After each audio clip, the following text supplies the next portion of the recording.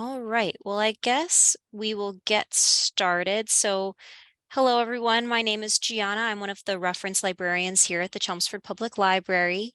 Tonight, we are joined by Jane O'Neill for our program on Art on Thursdays presents Heavy Lies the Crown, the Brief and Brilliant Career of Basquiat. And for those of you who aren't familiar with Jane, Jane O'Neill is the founder of Culturally Curious, an arts education consulting firm specializing in art appreciation programs. She curates and delivers programs throughout New England and beyond. O'Neill holds a master's in art history from Boston University and a master's in education from Harvard University. Born and raised in New Hampshire, she has worked at some of the state's most esteemed cultural institutions, including the League of New Hampshire Craftsmen, where she served as the executive director, and the Currier Museum of Art, where she held the role of senior educator.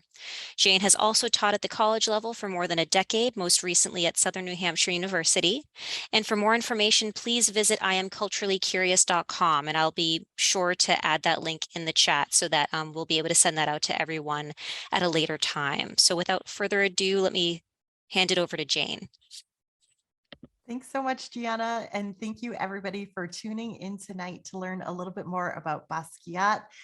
I promise you, you are going to come away from this program with a newfound love and respect for the work of this often misunderstood artist. Before we get started, I just want to acknowledge the help that I've had from a fellow scholar named Lisa Clark in putting this particular program together. She did a lot of original research on this, so I thank her for that. We will be getting back to this image on the screen in just a moment, but I wanted to just give you sort of a brief thumbnail sketch in terms of who Basquiat was, what we're getting into tonight. Now, just to get you situated on the timeline here, Basquiat was born in 1960. He died in 1988. So he had a very short career. It was, I mean, for all intents and purposes, less than a decade, but he was more prolific than Vincent van Gogh. And his paintings, you will see, are layered and they're dense with meaning and references and symbols. He was an exceptional figure in the art world, not just for this very exuberant work that we're going to see, but also for the fact that he was a young Black man working in a lily white elitist arena, really. Now, what we'll see is that he painted pictures that reflect the Black experience. And that was really highly unusual for the art world at that time. We're going to be unpacking as much of this as possible over the course of the next hour. As always, if you have questions along the way, please feel free to put them in the chat and we'll circle back to them at the end. I thought I would get started with a spoiler, the big spoiler, and that is Basquiat is a big deal on the art market these days. In 2017, this untitled work from 1982 sold for more than $110 million. And at the time, that was the highest price ever paid for a work of art by an American artist. So I want you to sit with this work for just a couple of extra seconds, really. Consider what you might like about it. Consider what you dislike about it. What do you find challenging or perplexing when you look at this work of art? We'll be getting back to this painting a little bit later too, but I think it's sort of good to kind of check in with your initial impressions of Basquiat's paintings. All right, now let me give you the lay of the land and how we're going to spend this next hour together. We're going to start off with an introduction to the artist, Jean Michel Basquiat. We'll turn our attention to the early years of his career when he was working as a street artist. And so we'll look at some of the personal symbols that he developed during that period of art making. Then we're going to turn our attention to his interest in music and how hip hop sampling might have influenced his approach to art making. And then Basquiat was somebody who was sort of surrounded by all of these really sort of famous and influential people in the 1980s. So we'll look at how he becomes a celebrity, how he hangs out with celebrities, and some of the collaborations that went along with that. And then we'll touch on the fact that he is or was a Black man working in the very white art world, and how his Blackness played a role in terms of the work that he produced and how he was understood by the media. And then finally, we'll wrap up with his death and legacy. This work here didn't really fit into any other section of the program, but it's just too charming to leave out. We're looking at, the king of the dinosaurs, the T-Rex here. This is called Pez Dispenser from 1984. Um, all right, let's get started with an introduction to Jean Michel Basquiat. And here are two adorable pictures of him as a little boy. Like I said, he was born in 1960 in Park Slope, Brooklyn, and he was born into a solidly middle class family. He was a precocious child, and he learned to read and write by the time he was 4 years old. As somebody with a 4-year-old child, I can tell you this is nothing short of remarkable.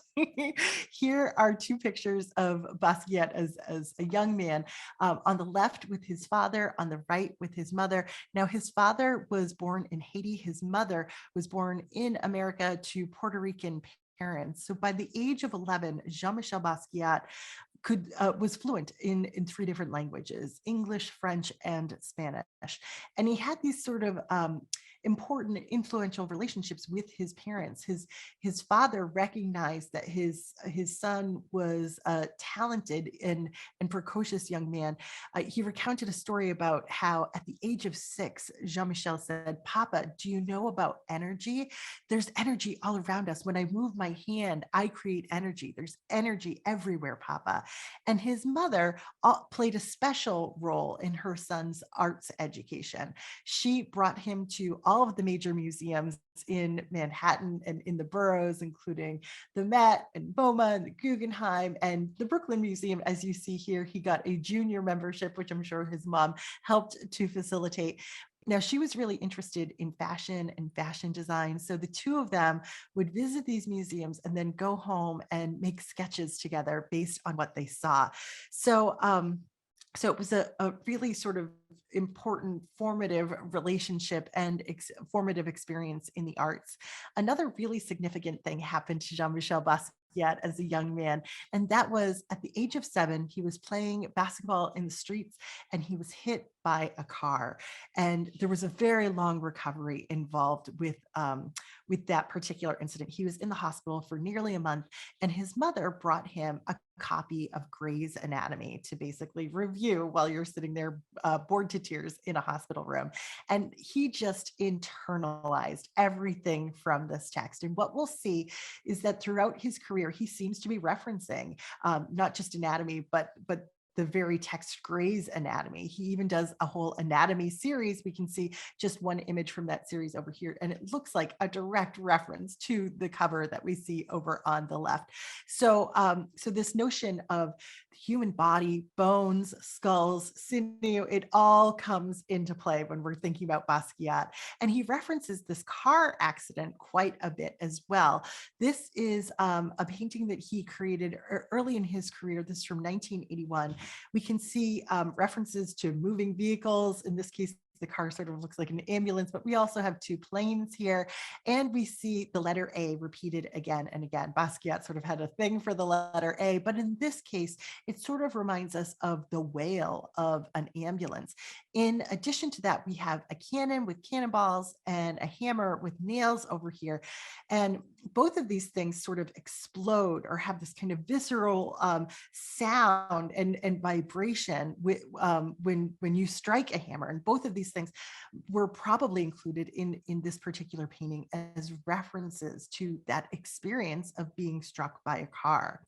Now, if we go back to Jean-Michel Basquiat and this timeline of his, he's now a teenager, and his teen years were really marked by turmoil. His mother had been struggling with mental illness throughout her life and was sort of in and out of institutions to deal with that. His father was occasionally violent, and Basquiat began to run away from home. After a week or so, his father would usually find him somewhere around Washington Square Park and then bring him home. But by the age of 17, Basquiat was ready to leave for good. And he moved out of his parents' home in Brooklyn, managed to survive by just crashing with friends and occasionally living on the streets. Now, this doesn't sound like it, but at the same time, he was incredibly ambitious and he believed from a very young age, really, that he was destined for success. Now, a friend who knew him early on wrote he could walk into a thrift store with $5 and come out looking like a king. In fact, he basically behaved like a king who had accidentally switched lives with an identical pauper. So it's interesting to think about that kind of way of presenting yourself to the world. Now, I mentioned before that Basquiat sort of gets his start in the art world as a street artist or as a graffiti artist. We can see here from the photos of him with the spray paint can that he's essentially using the side of buildings as his canvas early on. And what we'll find, because we've got a whole other section on this, is that he's very good at marketing himself. We're going to see that how he brands his works and how he tags strategic locations in order to get noticed. More on that in just a moment. But when it comes to Basquiat and as a painter with a paintbrush, he was poor in those early years, and so he oftentimes did not have a canvas. So we can see that he might paint on any available surface, whether it's a refrigerator door or in this case a TV set. He had a real thing for TVs, and he kind of always had a TV on, blaring the news. And as he was working, as he was painting, he might have 10 different books open on the floor that he's kind of looking at and internalizing and referencing. And then he might even be playing the radio as well too. So it's sort of like the 1980s equivalent of all of us having 50 tabs open on our web browser on a given day. But when it comes to Basquiat, he was really infusing all of these different sources into his work. So what we'll find as we go along is that it's almost like a test.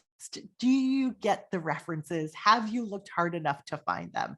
Now, in order to make ends meet in those very early days, as he's just sort of struggling to live, he was painting postcards. He would paint T-shirts and sweatshirts like the ones that you see here. These are sort of examples of his work that were left behind at a girlfriend's house. But occasionally he would even go into his girlfriend's closets and like paint their clothes. I don't think that was always a totally welcome surprise. But as we just round out this quick introduction to the artist, we've got some great photos of him here. Big picture, Jean Michel Basquiat broke into the whitewashed world of fine art with absolutely no formal training as an artist. He went from being homeless to becoming a millionaire at the age of 21. The same year he sold his first painting for $200,000, he began selling paintings for $20,000, and he couldn't keep up with the demand. On the far right over here, we see him painting in an $800 Armani suit. Remember, this is the era of like the yuppie too. But the whole point of doing this was to ruin the suit every time. Now, he intuitively understood that his art was more than just his paintings. It was sort of about the way he lived, the way he presented himself. So he took on this idea of art as, or I should say, life as really an art project. And despite his very premature death, he's still regarded as a genius, as a barrier breaker, and as this kind of artfully disheveled style icon. Look at how like he's always got like one lapel sort of flipped up like this. People are still very much fascinated by him today. And I think you'll agree too that there's a lot about what he was doing that still feels revolutionary. All right, so let's turn our attention to street art and personal symbols.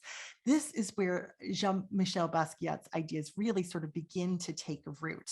Okay, so in the late 1970s, Basquiat was sent to a special school for gifted and talented students called City as a School. This was a school for kids that weren't necessarily doing well in a traditional classroom setting, but were really bright. And it was based on this idea of learning by doing.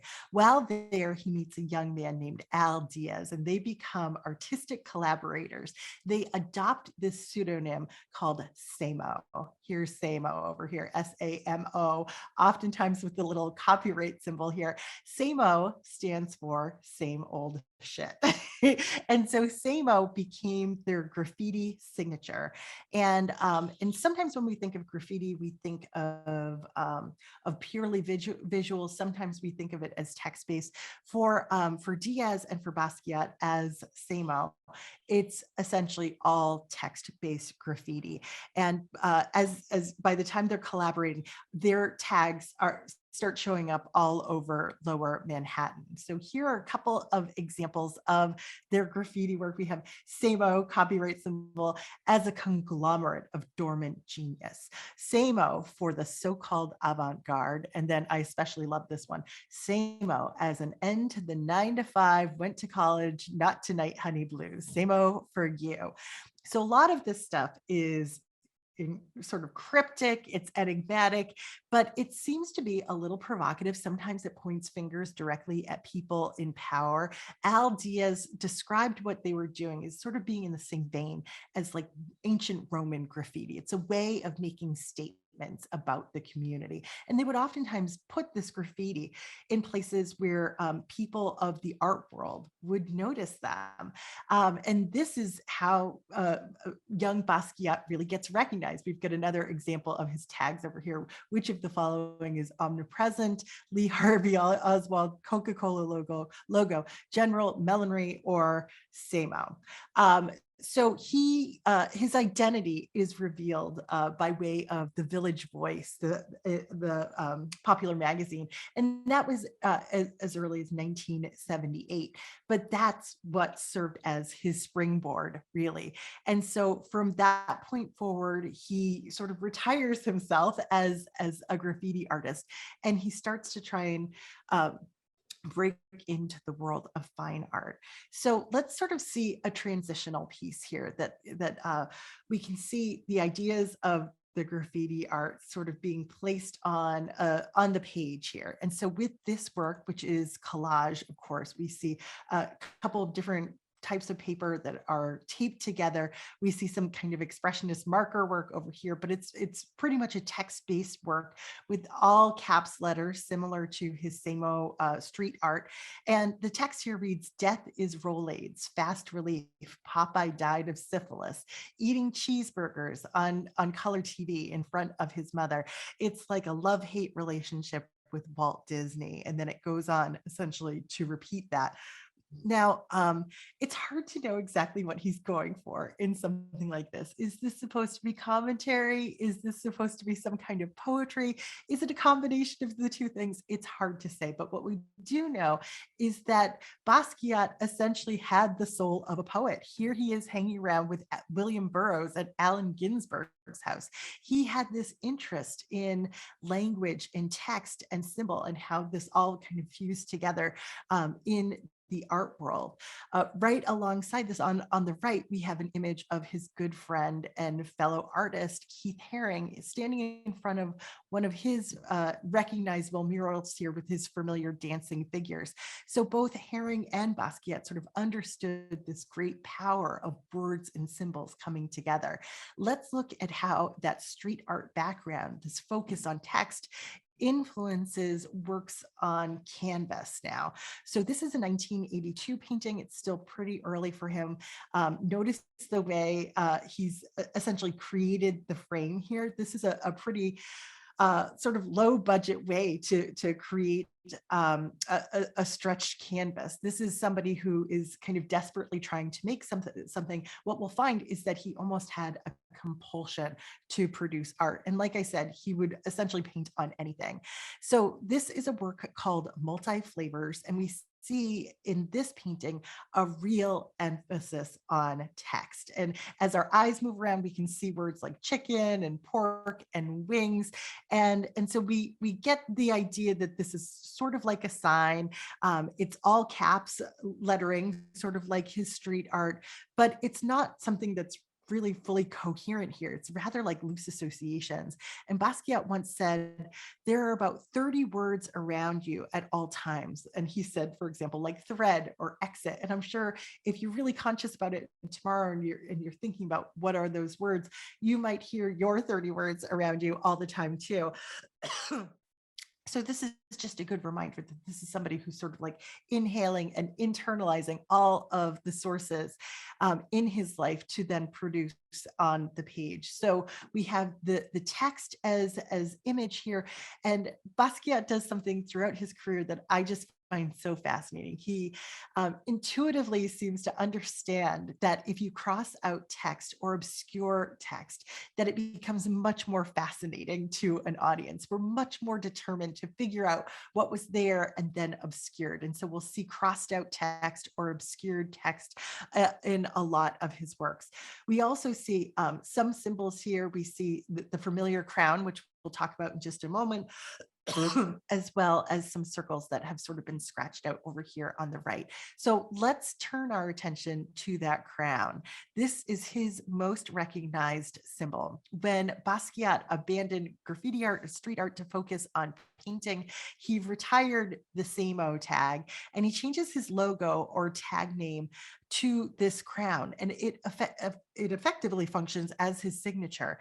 Now, I just think it's such a brilliant choice on his part because the crown is this universal symbol. It's easy to understand whether you're a child or an adult, rich or poor, naive or sophisticated. We all have these very strong associations with what it means to have a crown, to don a crown for a day or for a lifetime. It has mass appeal too. Who among us doesn't want to wear a crown? That's why I bring my kids to Burger King so that they can put on the little crown just for the meal. Um, and Basquiat sort of understood that people love these crowns and that having a crown would help to sort of raise his stature. Before he begins to do that, really, he paints this crown in association with people that he idolized. Whether they were sports players or musicians, and then ultimately he gets coronated too, as we'll see. So here he is with another early work. This one's called Minor Success from 1982. And we can see that there are a couple of really familiar elements here. First of all, he's painting on something that is not a canvas. This looks like a cabinet door here that still has its hinges on it. On the top panel, we have a familiar yellow crown. In the center, we have essentially an obscured face here. Maybe this is a self-portrait of the artist. It's accompanied by the letter A 9 times. And then at the bottom, a simple automobile with more letter A's. So it's as though we sort of have his life story kind of playing out here between the car accident and the coronation. Okay, so we see that he loves this letter A, he loves this crown. And so in some cases, a painting might just be somebody's name. In this case, Aaron is a reference to Hank Aaron. And of course, every time he uses this copyright symbol, it's to be playful. It's to kind of poke at how ludicrous it would be to copyright graffiti, or in this case, to copyright a work of fine art. But he's giving Hank Aaron a crown here. He's also painted this helmet, again with the name Aaron, again with a crown, and put it on his own head.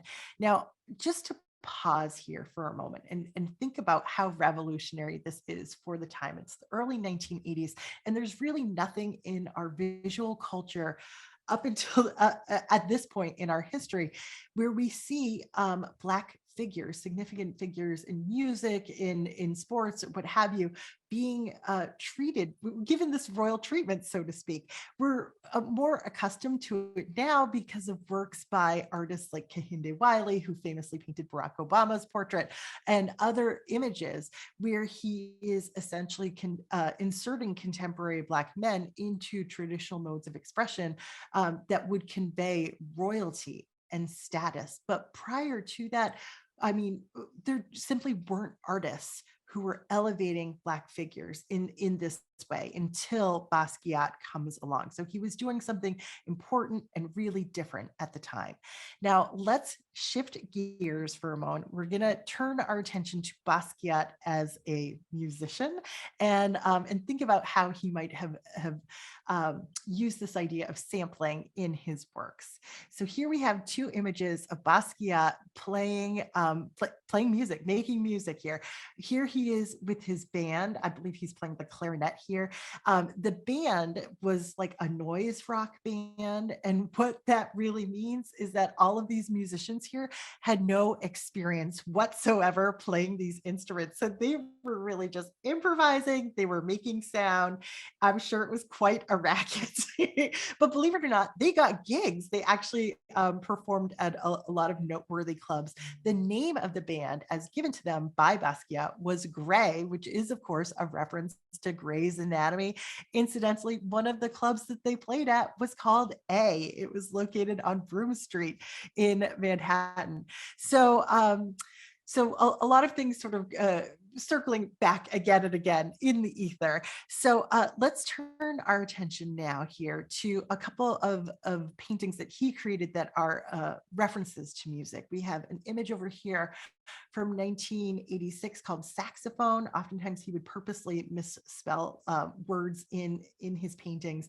And then over here we have the trumpet, which we started with tonight. This is from 1984.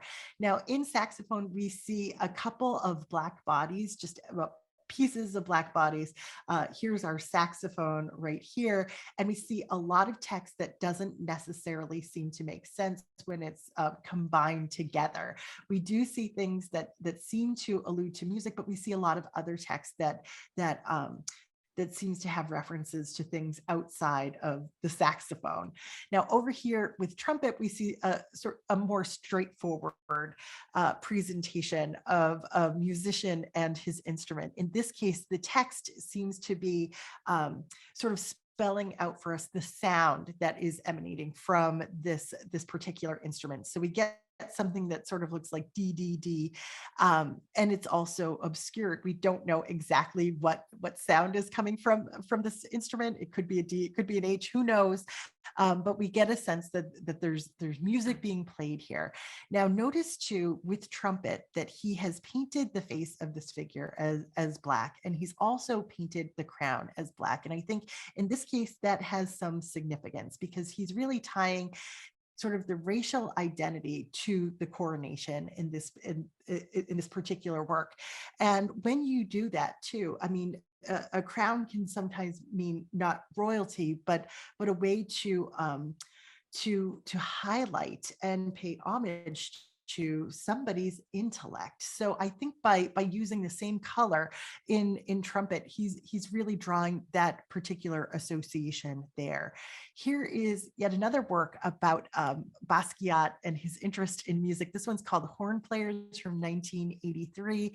And we see the celebration of musicians that he really liked. We have Charlie Parker and Dizzy Gillespie. So we see the term ornithology over here. That's, of course, a reference to Charlie Parker's legendary jazz standard from 1946.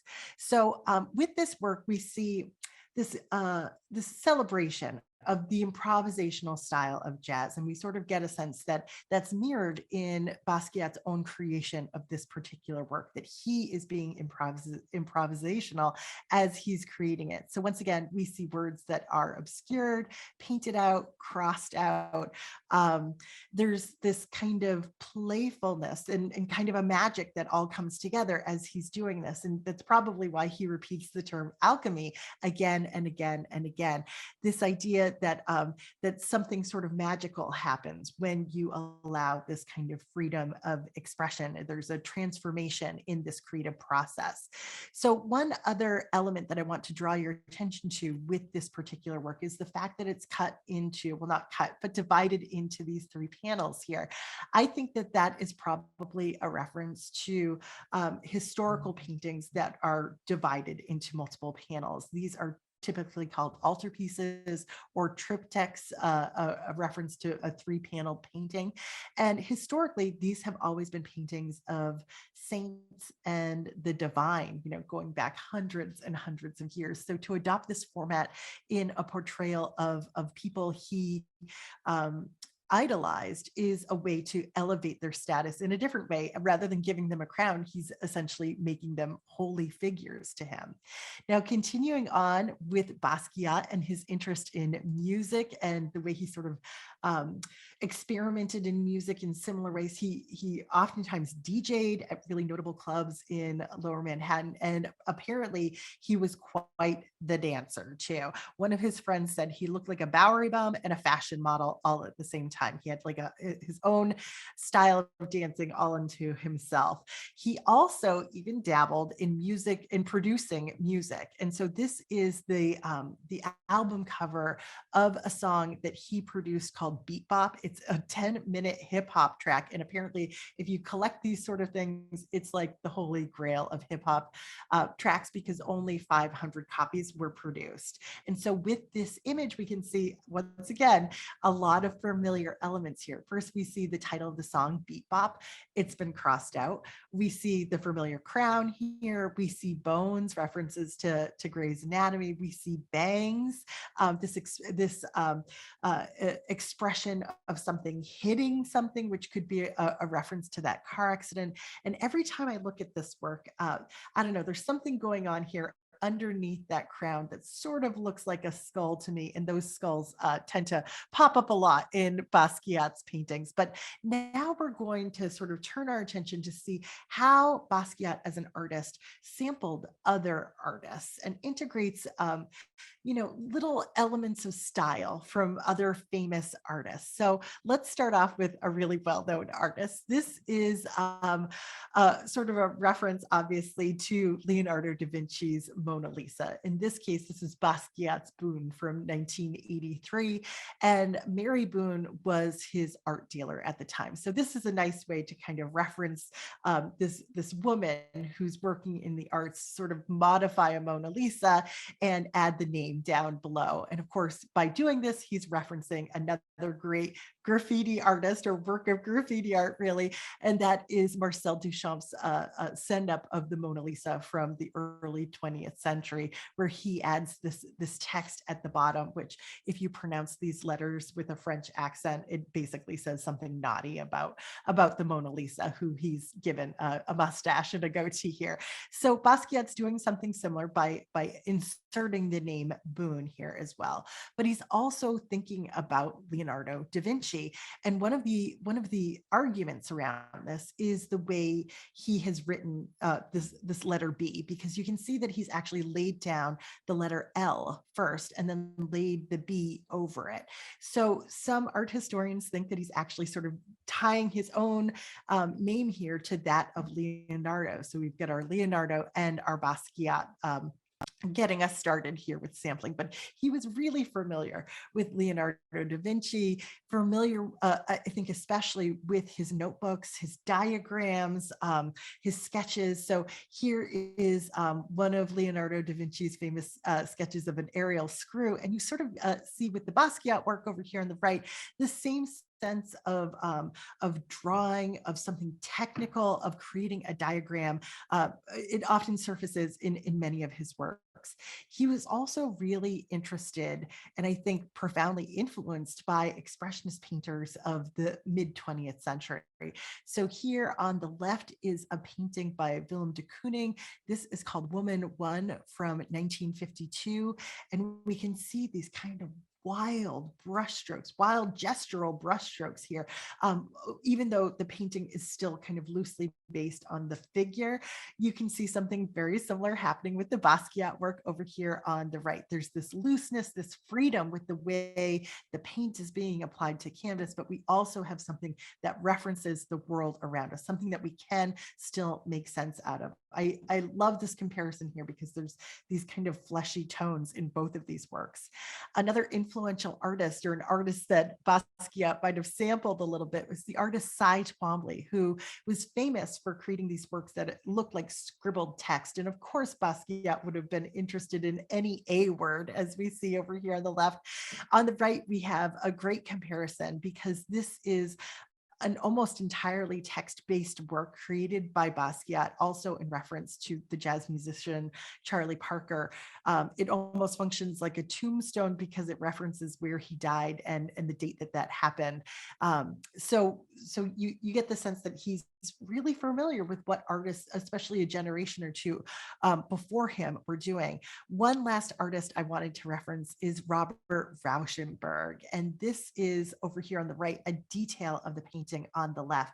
Um, Standing a little bit further away from it, it looks a little wild. It looks very expressionist.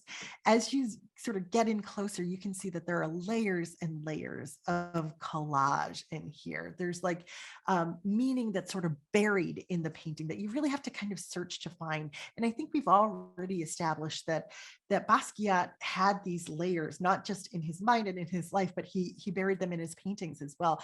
Many of his paintings are works that he painted over, and he leaves like these little opportunities to kind of see through places into those earlier works. So they are rich and deep like this. He also uses collage in his paintings as well. This is a 9-foot tall painting called Glen from 1984. And you can see that it's like layered. Well, the painting itself is on top of pages and pages of these notebook drawings that come from Basquiat. Now, there's a few things happening just with this giant head in this painting that I think are noteworthy too. We can see sort of a reference to African art influences with the way that the face has been reduced down to these kind of simple almond shaped eyes here in particular. We can also see other things that look like references to the world around us. Notice how this top row of teeth kind of looks like a checkerboard. It reminds me almost of like that checkerboard line of decoration that you would see on the side of a yellow cab in the 1980s. Up top, where his brain is, we see what almost looks like a keyboard with what could be almost like signifiers of sound coming out of the top of his head. It could be hairs coming out of the top of his head, but they sort of match what looks like sound coming out of this figure's mouth as well.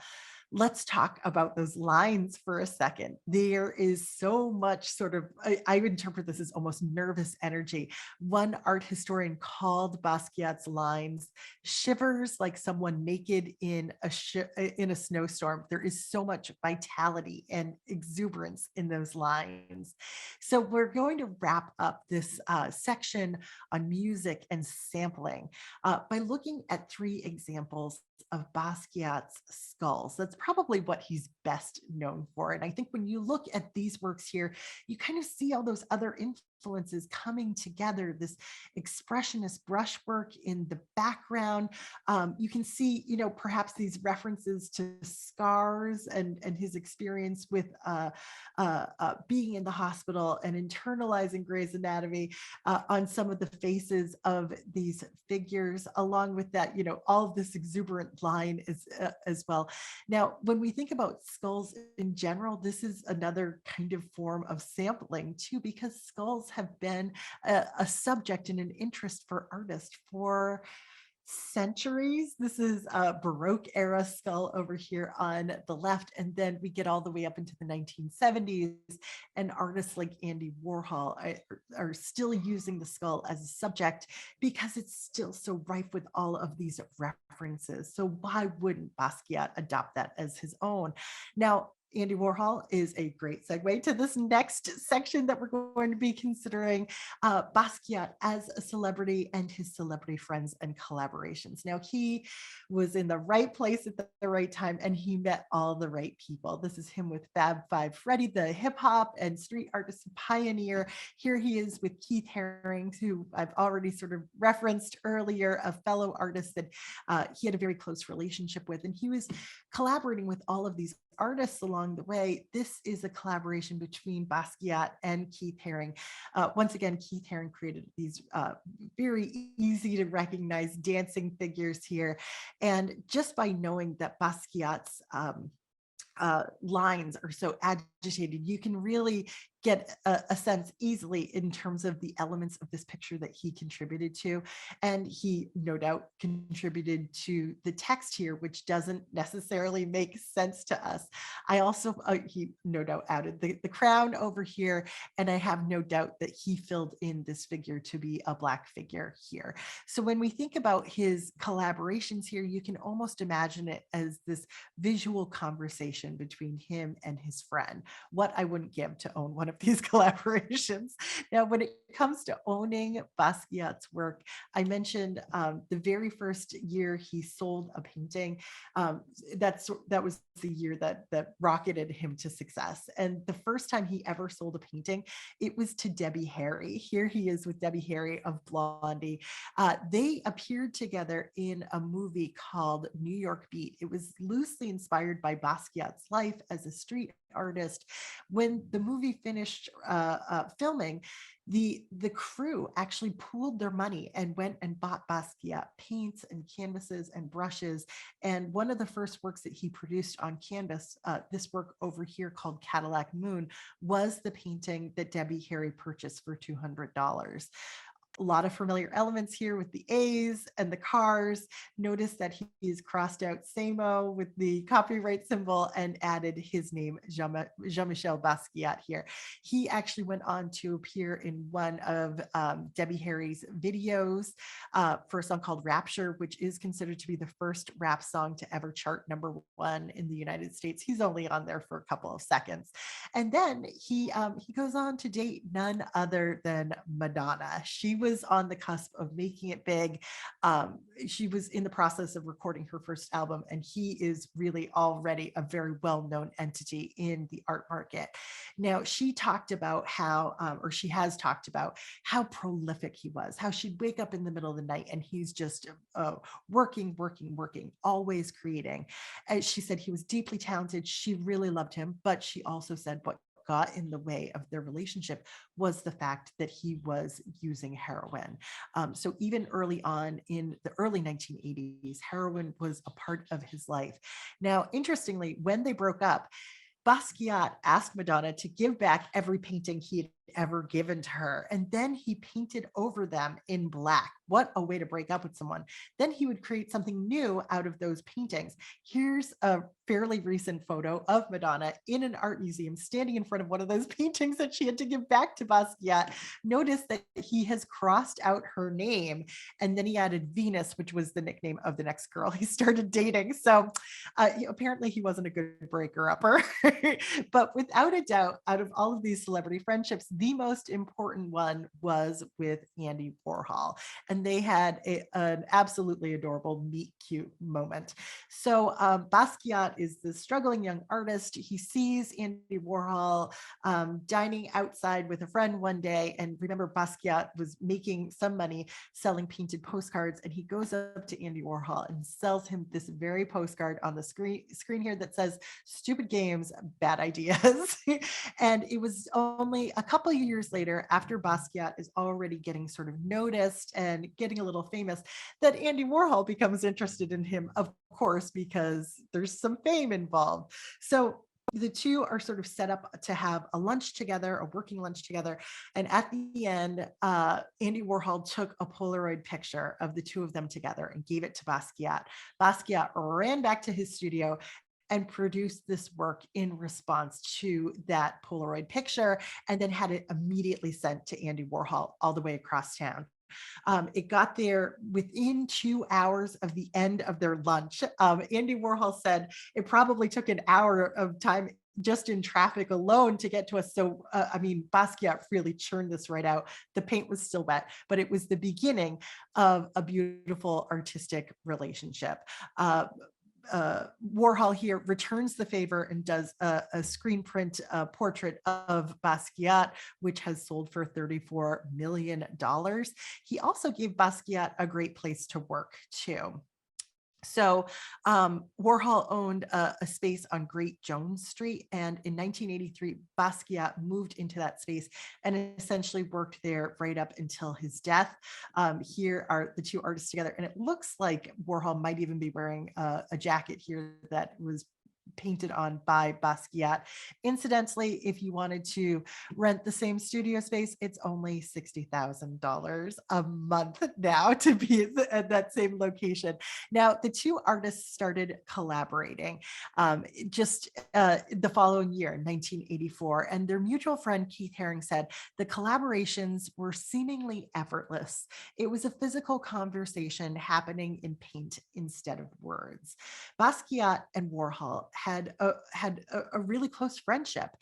And as they started painting it together, Warhol was making his familiar marks. He was making things like corporate logos. We can see him painting the Ford logo here, the GE logo.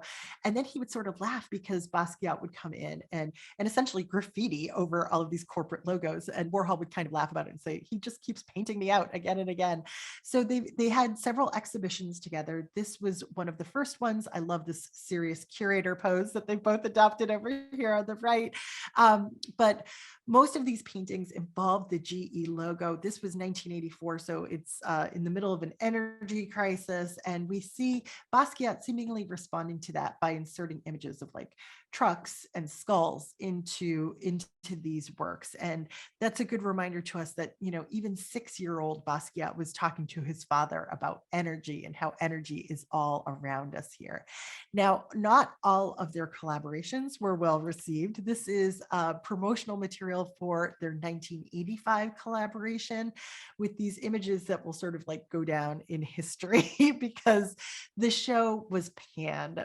And the New York Times actually referred to Basquiat as being Warhol's mascot.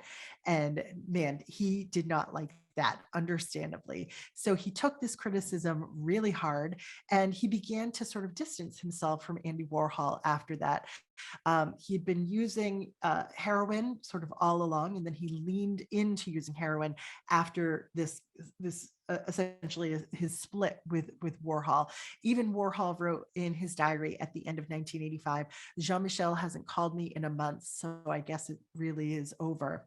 Now, by all accounts, Andy Warhol was like a father to Jean Michel, and he was one of the few people in his life who could help him rein in his heroin use. So when a fracture appeared in that relationship, it spelled out pretty bad things for Basquiat. One last note related to Warhol. Now we know Warhol loved a good logo, and I think he was probably helpful even before the two artists met in helping to shape Basquiat's approach to creating a logo for himself. Now we know the crown becomes his logo, but in earlier iterations, he would paint it differently sort of every time. Sometimes it would have 5 points or 4 points. And we know he settles ultimately on the 3-point crown, which is like simple, it's iconic, it functions really well. It also sort of has a W in it. And so some art historians think that that was kind of his nod to Andy Warhol there. All right. So, in our last few moments here, we're going to touch on Basquiat and his identity as a Black artist. Now, he was the first to say, I'm not a Black artist, I am an artist. But his identity as a Black man was kind of inseparable from his identity in the art world because the art world was so very lily white and to this day largely is too. We have Warhol back here, we have Keith Haring back here, and we have Basquiat who doesn't look entirely comfortable in this particular image. So throughout his career, Basquiat would create images that seem to reference the Black experience. I remember doing a little bit of research on this work called The World Crown from 1981, and art historians have sort of documented at length Basquiat's interest in Muhammad Ali and where Muhammad Ali had been fighting in months and years leading up to the production of this work in particular. And then at the end of this long essay that I was reading, they sort of acknowledge, well, this might not be about Muhammad Ali at all. This might be about Basquiat himself. So what are we looking at here? This is an image of two boxers. One of them is a white boxer, one of them is a Black boxer. They both have these sort of silver crowns. The longer you look, the more you realize that both of these boxers are just grimacing. There's nothing beautiful about their faces here, but we also see that this Black boxer who sort of seems anchored to the edge of the image here, he's sort of like desperately trying to land this punch over here. And so work like this could very well be emblematic. It could be a stand-in for the struggles that a Black man in a white dominated society or in a white dominated field might actually feel. Now, Basquiat ran into a lot of problems being a Black man in a white dominated field. He was, he's selling paintings for tens of thousands of dollars, but he would leave a gallery opening and he wouldn't be able to hail a cab. He would get held up at airports all the time because nobody expected a rich person to look like him, to be so young and to be Black and to have dreadlocks. So all of these things were were things that he was wrestling with, and of course they would emerge in his artwork from time to time. In the work over here on the left, we see direct references to the history of slavery in the United States. Between the words Africa and Mississippi and slave ship, we've got these Black skull-like faces over here, direct references to violence as well. On the right, we have a work that's called Light Blue Movers from 1983. And what we see here are two Black men who are in service of sort of an invisible but assumed sort of white upper class here. They're doing the heavy lifting, literally, and they're kind of grunting about it here.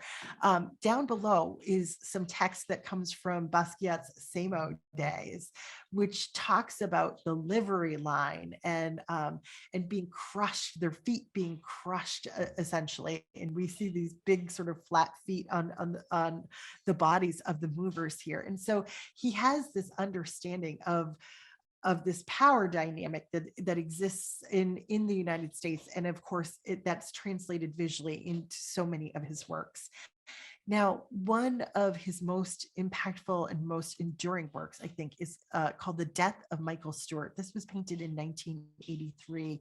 And this was in response to an event that happened in his lifetime. A young graffiti artist named Michael Stewart was caught by the police tagging in a subway station.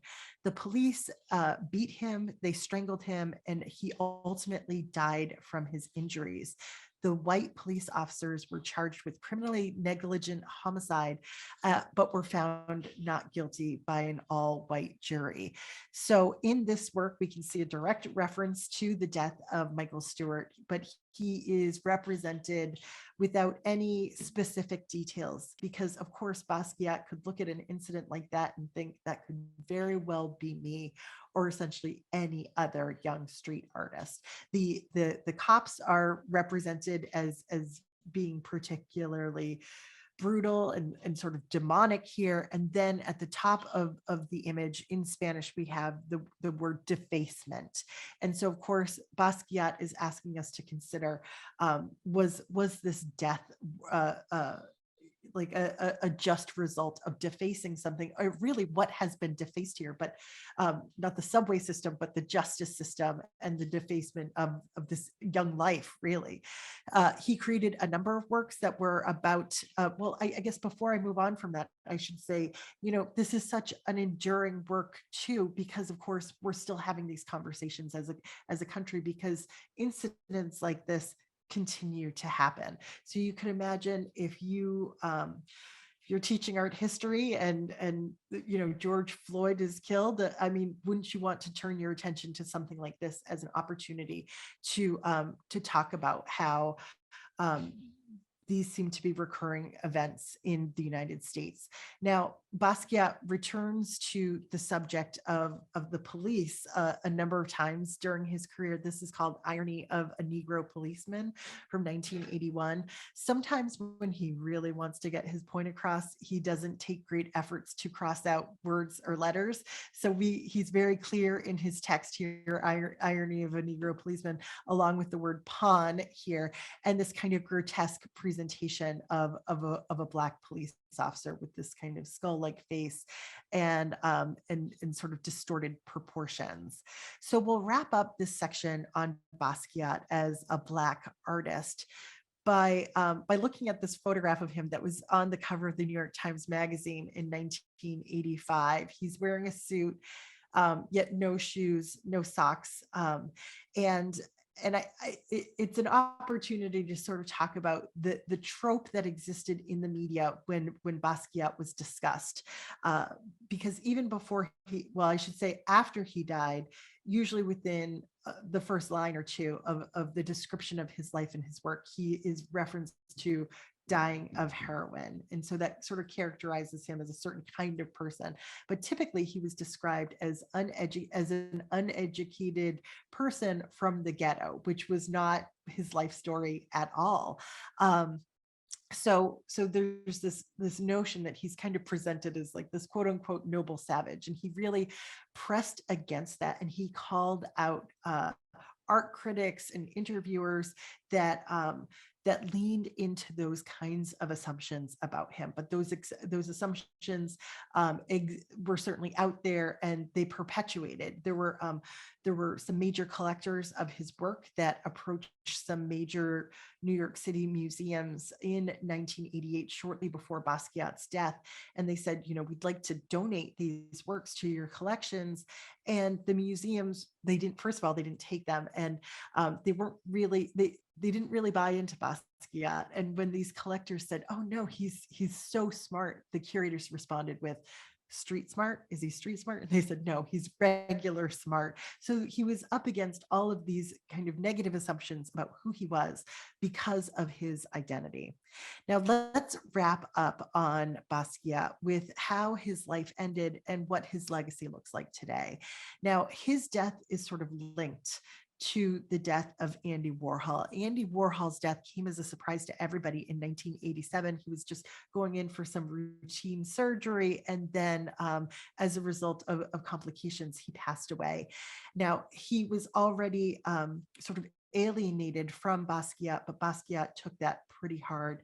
And over the course of the next year, he goes into a pretty dark place. He's using drugs pretty heavily, and even his works kind of change, and they have this sort of morbid melancholy quality to them. This is called Riding with Death from 1988. It's not as dense and layered with meaning as so many of the other works that we saw before, but it does sort of seem to have this expressionist or a figure here that's rendered with some expressionist qualities, and maybe even some references to Grey's Anatomy, who knows. But he is riding on the back of the skeletal figure with a human skull here. And this is a direct reference actually to Leonardo da Vinci's drawings.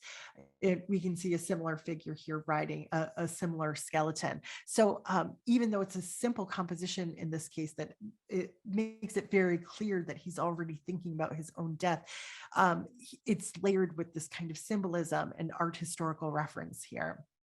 So he was really struggling with drug use. He had intended to enter a rehab program, but he never made it. In August of 1988, Basquiat died from a heroin overdose just a year after Andy Warhol passed away. He had a memorial in Manhattan. It was attended by more than 200 people. This is his gravestone in Greenwood Cemetery in Brooklyn. Now, Basquiat was just 27 years old when he died. And of course, there's this kind of mythical notion about creative types that die at a young age, and 27 seems to be this kind of magical number, especially for musicians like Amy Winehouse and Kurt Cobain and Janis Joplin and Jimi Hendrix. And so we think of this as like the forever 27 club. And it's just so sad, because for all of these figures, and I think for Basquiat in particular, you always wonder what else could they have done had they lived past this young age. So the world responded, of course, to his death. His good friend Keith Haring created this triangular composition called a pile of crowns for Basquiat. His former collaborator Al Diaz appropriately tagged some walls in Manhattan with the crown and with Basquiat's dates here. And all of this kind of brings us back to that famous painting that we started with, one of the most expensive paintings ever sold. And I think hopefully you come away with a new understanding and respect for what we see when we look at this. We've got our letter A's over here. We've got things that sort of look like scars or train tracks. We've even got the tic-tac-toe board up ahead, which up at the top here, which sort of reminds me of that postcard that he sold to Andy Warhol.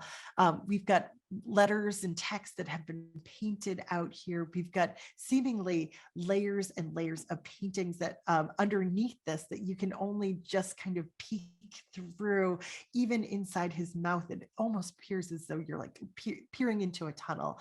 And all of this is sort of brought together and contained by this skull reference, which is, of course, one of these um, most familiar, most grounded symbols in the history of art too. So there's so much going on here. There's so much to respect when it comes to Basquiat's work. Now, just very quickly, Basquiat is hardly in any museum collections, but there are exhibitions of his work everywhere. I think right now there are like 16 different exhibitions of his work worldwide, and these are extremely well attended exhibitions. In addition to that, his paintings have inspired plays. There's one called Samo is Dead that was written for the Backyard Opera in Sydney, Australia. Over here on the right, we have a play called Collaborators with the actors Paul Bethany and Jeremy Pope playing who else? Warhol and Basquiat here. I believe that's being turned into a movie. And there are several movies inspired by Basquiat. We have Radiant Child here and Rage to Riches. There's even a children's book called Radiant Child about the artist. These days, we have billionaires trying to cash in on Basquiat's cool. We have Jay-Z and Beyonce who were featured in an ad for Tiffany jewelry, and they presented themselves in front of a rarely seen painting by Basquiat here. Imagine trying to enhance your status as a billionaire by bringing in a young dead artist's work like this. And even Jay-Z is sort of styled his hair to look like Basquiat. People sort of made fun of him online for doing that. They called it Basquiat cosplay. Madonna, who decades later still references Basquiat on her Instagram stories. I mean, here she is well into her 60s, still trying to play up those associations.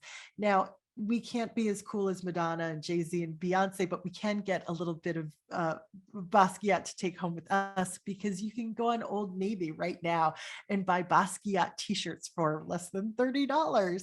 So what do we take away from all of this? Well, we have this idea that for a short time, Basquiat really was like a king. He was like King Midas. Everything he touched turned to gold. He was the most successful Black painter ever. In his lifetime, he broke barriers, and his work still seems so innovative and relevant today. One art historian that I was reading described his work as being like a prophecy. He said it predicts the world that the digital age brought into being, one where everyone's conscious is saturated all the time with commerce or race or media or drama or tragedy or the slaughter of Black bodies. All of that is going into the work, and was work that no one else could have produced. So with that, we have Jean Michel Basquiat, someone who we certainly lost too soon. So I will end there for now, and I welcome any questions that you have about Basquiat. Oh my goodness, Cynthia says, Jean Michel was my art student when he was in 6th grade. The photo you showed of him was a photo I took when he was 11 or 12. How did you get it? Cynthia, I might have to circle back to you. I pull most of my images off of the internet, actually. So I'll see if I can track down where I got it. But if you send me an email, I'd be happy to send it to you. Thank you so much for sharing that. And please, I'd love to hear more about him too. So if you're so inclined, please shoot me an email. Um, uh, Avaya says, I can't get past the square, very ugly heads. There doesn't seem to be any grace. I think a lot of people sort of struggle with that with his works too. And for me personally, when I think of him painting skulls and skulls being um, such an important symbol throughout the history of art, and he's just giving a new spin to it. I think that that helps me to really appreciate him as such an innovative artist. But I can really understand that response to it as well. Osmina says Apollo, the A looks like a pyramid. Speaking of energy, one of the most powerful symbols. Also, that A could be seen like a spaceship lifting up. Had you also seen this? Interesting that you say that. Okay, so Osmina, going back to the Cy Twombly reference here too. So it's interesting to think about all of the associations that you could have with the letter A in this case, but she's noticing, or it says that it sort of reminds her of a spaceship. It would be interesting to kind of explore that in some of Basquiat's work too. Thanks for sharing that, Osmina. Does he have family still living? Great question from Robin. Yes, he does. He has siblings that are still alive. The estate of Basquiat, which is managed by his family, is very much involved with the presentation of his artwork now. So that King Pleasure exhibition that I just had up on the screen very briefly is a presentation. I believe that's the show that's presented by his family. And so you can find interviews with his sisters online. Even though he left home at the age of 17, he still stayed connected to his family. And I think there was like a big moment in his life for him when he could drive back up to his parents' house in a limousine and sort of say, like, I made it. So he stayed connected to his family, and they are still connected to his work and the presentation of it. It says, any significance to the bottom right instead of the top right placement of the copyright symbol with the same logo? That's a great question, Amit. That I'm not sure about. I think my collaborator research friend is on tonight. So if she knows anything about that, I'm just trying to pull that up here, that the little copyright symbol always sort of seems to be hanging at the bottom instead of the top. If anybody has some insight that they'd like to share around that would be great. I'm not sure about that, but good eye, and thank you for raising it. Patty says, did his parents live to see his fame? Yes, I think, well, I just referenced the story of how he went home in the limousine and sort of said, yes, I've arrived. So they did get to see that, which is wonderful. A for accident, Karen adds here, which is, that's a great insight. I didn't even make that connection. Another great reason for him to love this letter A, or to be repeating it all the time, because there it is. That accident is referenced in so many works. Avia, thank you so much for your kind words. I think we got through the questions in the Q&A. Let me look over here at the chat here too.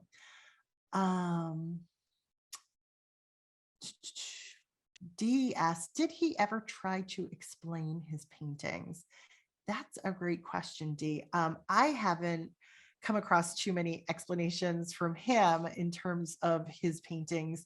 There's a lot of ink spilled by art historians trying to interpret that.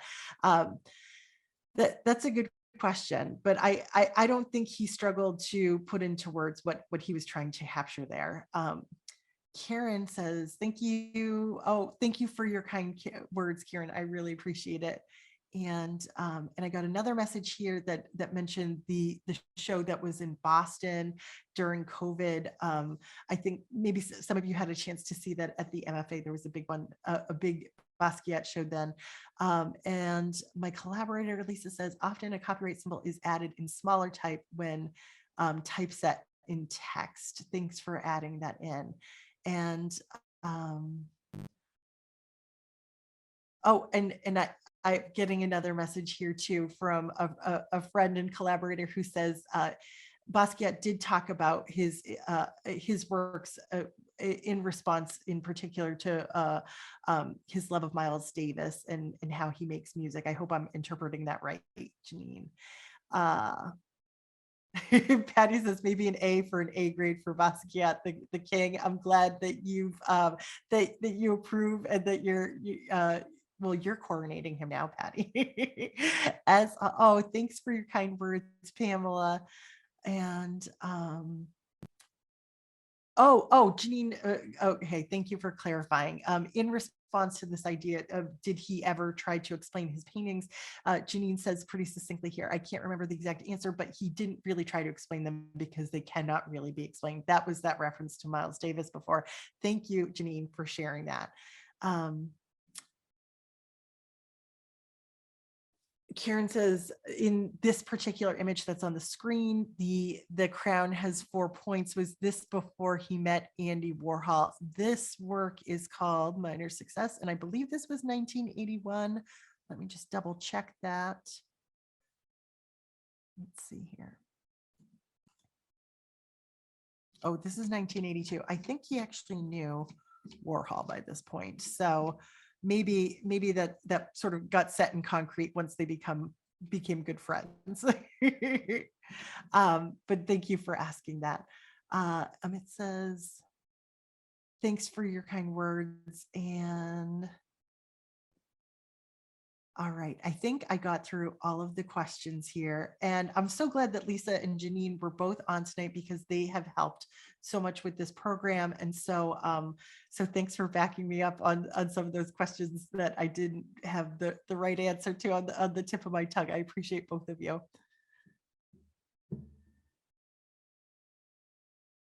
All right, so I think that just about wraps it up for us. If there are any other questions along the way, or corrections or just comments, I always love to hear from people. Please feel free to get in touch with me on my website. Sorry to scroll through all this so much. It's just my final screen here. My website, which is iamculturallycurious.com. So you can get in touch with me through the website. You can also see my calendar of upcoming programs, and get the free links to those as well. And I really appreciate everybody taking time out of their day to learn a little bit more about Basquiat. Awesome. Thank you so much, Jane. This was such a great presentation. And thank you again so much for everyone for joining us tonight and for the great questions and observations and just your overall participation in these programs. It's really awesome to see. And again, Jane, thank you so much as always. It's a pleasure. Thanks, everybody. Take All good right. care. Have a good night, everyone.